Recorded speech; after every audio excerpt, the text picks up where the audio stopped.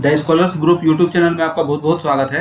इस video lecture में हम arithmetic mean, geometric mean and harmonic mean इस पर बेस्ड एक प्रैक्टिकल क्वेश्चन देखेंगे, जिसमें आप ये देख सकते हैं एक क्वेश्चन है a variate value x takes the values a r square up to ar to the power n-1 each with frequency unity. Then we have to show that arithmetic mean, geometric mean and harmonic mean are these respectively. Means arithmetic mean ये proof करना है, geometric mean ये proof करना है and harmonic mean this one. After that show that the product of arithmetic mean and harmonic mean it is equal to square of geometric mean. And finally show that a is greater than g and g is greater than h unless n is equal to 1 when all the three means coincide. तो इस question में full concept है। यहाँ पर एक variable x है जिसके कुछ वैल्यूज हैं ar square and up to ar(n-1). इसका अरिथमेटिक मीन ये होगा, इसका ज्योमेट्रिक मीन ये होगा एंड हार्मोनिक मीन ये होगा। Now we know that arithmetic mean is the sum of the total number of observations divided by the number of observations. So सबसे पहले हम इसके सॉल्यूशंस को देखेंगे, जिसमें अरिथमेटिक मीन क्या होगा, x के जो भी ऑब्जर्वेशंस दिए हुए हैं उन सब का सम divided by total number of observations. तो यहाँ टोटल नंबर ऑफ ऑब्जर्वेशंस कितने हैं, n, बिकॉज a के साथ अगर r को लिया जाए तो ये कुछ इस टाइप से लिखा हुआ है ar⁻0 और इसकी वैल्यू होती है 1 और 0 से टोटल n-1 तक का जो ऑब्जर्वेशन होगा वो total number of observation n होगा। That's why a is equal to total number of observations divided by n। ये एक ज्योमेट्रिक सीरीज है जिसमें a कॉमन होने के बाद ये a डिवाइडेड बाई n हो जाएगा और 1 plus r square up to r⁻n-1। Geometric progression का फॉर्मूला यूज होगा और अरिथमेटिक मीन ये मिल जाएगा where r is less than 1। इसको आप इक्वेशन नंबर 1 कहेंगे, जो कि यही प्रूफ करना था। इसके बाद ज्योमेट्रिक मीन। सो ज्योमेट्रिक मीन क्या होता है कि जो भी ऑब्जर्वेशन दिए हुए हो उसका nth रूट, तो इन ऑब्जर्वेशंस का nth रूट इसके प्रोडक्ट और उसका रूट में 1/n। That's why we get here a⁻n because यहाँ पर a total number of times कितने हैं, n times. That's why a⁻n and r⁻1 + 2 + up to n-1। तो सिंपल यहाँ पर एल्जेब्राइक फंक्शन यूज होगा और a⁻n r⁻n-1 into n divided by n और ये सारा कैंसिल होकर a r⁻n-1 डिवाइडेड बाई 2 ये हो जाएगा। और जो वेरिएबल x दिया हुआ है जिसके ये सभी वैल्यूज हैं, इसका geometric mean a r⁻n-1 divided by 2 ये हो जाएगा। ये है ज्योमेट्रिक मीन, इसको आप इक्वेशन नंबर 2 कहेंगे। ये प्रूफ करना था। And finally h। So h क्या होता है, harmonic mean is equal to n number of observation divided by summation i going 1 to n1 divided by xi। So इस फॉर्मूला के बेसिस पर जब हम हार्मोनिक मीन कैलकुलेट करेंगे तो ये कुछ इस तरह से हो जाएगा, h is equal to n divided by 1/a plus 1/ar plus 1/ar square plus 1/ar(n-1). तो बेसिकली यहाँ पर ये भी एक ज्योमेट्रिक प्रोग्रेशन में आ गया। ये n तो रहेगा, 1 डिवाइडेड बाई a कॉमन हो जाएगा और ये एक ज्योमेट्रिक प्रोग्रेशन मिलेगा जहाँ r लेस देन 1 है तो 1/r ये ग्रेटर देन 1 होगा। दैट्स वाई ये a यहाँ आ जाएगा। Then h is equal to an divided by this one. And इसको आप सॉल्व करेंगे, जस्ट आपने इंटरमीडिएट में पढ़ा होगा, ये सिंपल अलजेब्रा है। h is equal to this term and then finally h is equal to an 1 - r⁻n-1 divided by 1 - r⁻n and in this case r is less than 1 और ये एक इक्वेशन नंबर 3।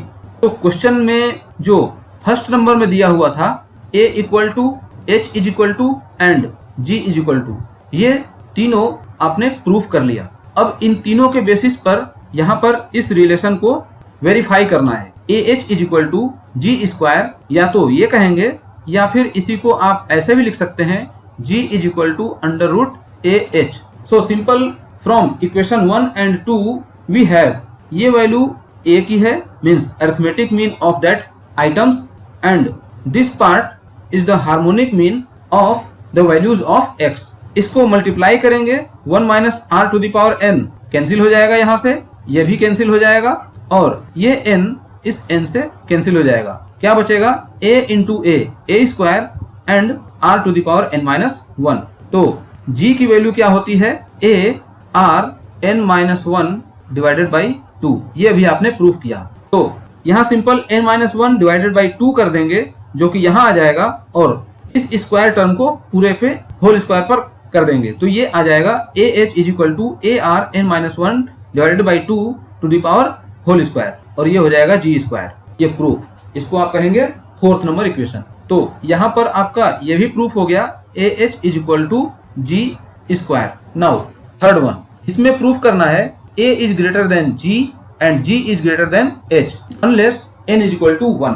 तो सबसे पहले हम प्रूफ करेंगे a minus g this is greater than 0, then a greater than g, and after that g minus h greater than 0, that's why g greater than h। And in दोनों को जब combine करेंगे तो हमें मिल जाएगा a greater than g, g greater than h, and all these satisfies only in case of n greater than 1, and if n is equal to 1 then all these are equal, means a is equal to g is equal to h, and in this case we can say that all these three means coincide। so इसके third part के proof में हम ये सभी चीजें देखेंगे। Now a minus g, ये simple algebra है, आपको प्रोसेस समझ लेना है, बाकी आप खुद से कर सकते हैं। This is the result of a, means this is arithmetic mean of the given values of x, and this is the geometric mean of the given values of x। Now इन दोनों को जब आप सॉल्व करेंगे तो कुछ इस तरीके से सॉल्व होगा, a divided by n common हो जाएगा, और ये टर्म है ये इसका रिजल्ट है। तो इसको आप 1 plus R square up to r to the power n minus 1 ये लिख सकते हैं, minus a into R to the power n minus 1 divided by 2। Now a divided by n यहाँ से तो कॉमन हो ही गया, इसमें से भी जब कॉमन लेंगे तो यहाँ n से मल्टीप्लाई हो जाएगा और ये a यहाँ आ गया। अब ये एक ब्रैकेट में हो गया। नाउ ये टर्म तो यहाँ आ गया और n into R to the power n minus 1 by 2। तो ये वाला जो टर्म है वो टोटल n टाइम्स है। तो इसको क्या लिखा हुआ है? This term plus up to n times, और यहाँ भी क्या है? n times. तो एक बार 1 माइनस दिस टर्म होगा, फिर r minus this term up to this r to the power n minus 1 minus r to the power n minus 1 by 2। क्योंकि यहाँ जो n टाइम्स लिखा हुआ है यहाँ पर भी ये वाला टर्म आएगा। इन सभी टर्म्स को यहाँ अरेंज कर लिया गया है, and all these quantity are positive quantity. यहाँ पर आप देख सकते हैं equal to positive quantity, since every factor in the bracket is non negative when r is less than 1। ये कंडीशन होना चाहिए, and that's why a minus g is greater than 0, this implies a greater than 0, but if n is equal to 1 we get a minus g is equal to 0। यहाँ पर आप सभी में n is equal to 1 ये put करेंगे, इसकी value 0 हो जाएगा। सॉरी यहाँ पर टाइपिंग मिस्टेक है, ये a is equal to g होगा, because if n is equal to 1 a minus g is equal to 0, and that's why a equal to g। Similarly we will find g minus h। now consider the result 2 and 3 जिसमें हमने proof किया था, second में g and third में h को calculate किया था। यहाँ पर ये g की वैल्यू है and this one is harmonic mean. Similar process apply करेंगे। यहाँ पर आप देख सकते हैं a r to the power n minus 1 by 2 minus उस पूरे टर्म को आप ये लिख सकते हैं। सिमिलरली यहाँ n into R to the power n minus 1 divided by 2 होगा, that's why it is written n times and after that subtracted from each item, and it will give positive quantity as above. That's why g minus h is greater than 0, and this implies g is greater than h। But if in this quantity n is equal to 1 then we get g minus h is equal to 0, and this implies g is equal to h। sorry here also typing mistake। thus we have proved that a greater than g is greater than h unless n is equal to 1, and if n is equal to 1 then all these three means coincide, that is A is equal to G and is equal to H and it is proved.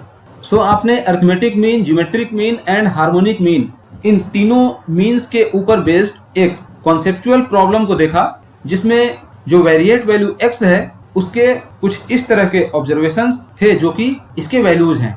इसके arithmetic mean को find out करना सीखा, geometric mean को and then harmonic mean, और उसके बाद इन तीनों के म्यूचुअल रिलेशनशिप के बारे में भी समझा। मुझे उम्मीद है कि आपको ये चीजें समझ में आ गई होंगी और आपने इसे कॉपी पर नोट कर लिया होगा। ये एकेडमिक के साथ साथ कॉम्पिटिटिव एग्जामिनेशन के लिए भी मोस्ट इंपॉर्टेंट कॉन्सेप्ट है और इसके रिजल्ट को भी ऑब्जेक्टिव टाइप क्वेश्चन में पूछा जाता है। तो इस वीडियो में बस इतना ही। इसके आगे के वीडियो सेशन के लिए द स्कॉलर्स ग्रुप के साथ हमेशा बने रहें। चैनल पर नए हैं तो चैनल को सब्सक्राइब कर लें और बेल आइकन को भी प्रेस कर दें ताकि मेरे नेक्स्ट एक्टिविटी की नोटिफिकेशन आपको सबसे पहले प्राप्त हो जाए। लाइक और शेयर करते रहें, कमेंट करना बिल्कुल भी ना भूलें। Thanks for watching.